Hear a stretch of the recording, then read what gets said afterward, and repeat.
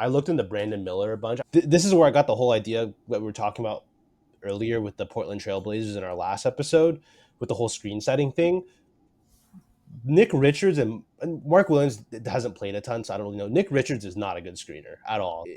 Like, no wonder why Brandon Miller like can't get to the rim at all. He's slipping out of everything. Guys are just able to get through. One thing I picked up on was every time like Grant Williams was involved in Brandon Miller in terms of him being like a screener, like Gortat screen, on ball screen, anything, it just opened things up for Brandon Miller so much more because Grant Williams is like really good at getting contact and holding it.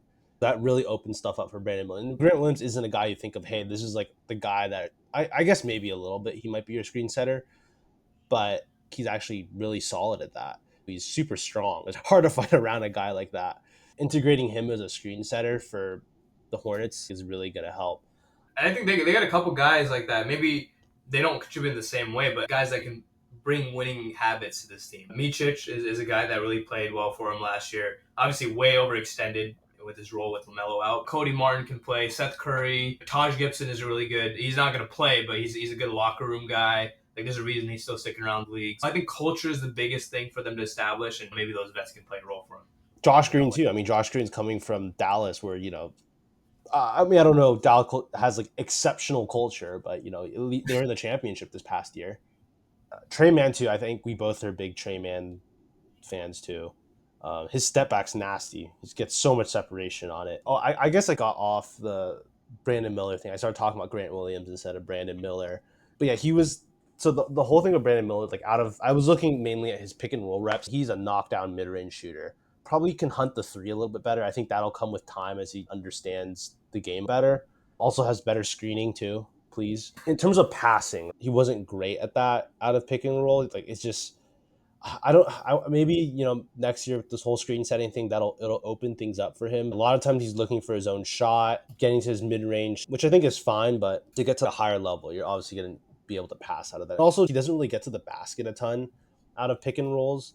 I think only about 3% of his pick and roll possessions he got all the way to the rim, but their spacing wasn't great, so there wasn't a ton of room for him to work.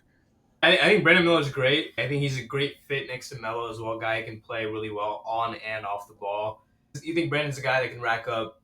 What do you think his ceiling is, basically, down the line? Yeah, that's something I kind of go back and forth on. There's two pathways. Either he's going to have to become like an elite shot creator, which I think that's possible with him.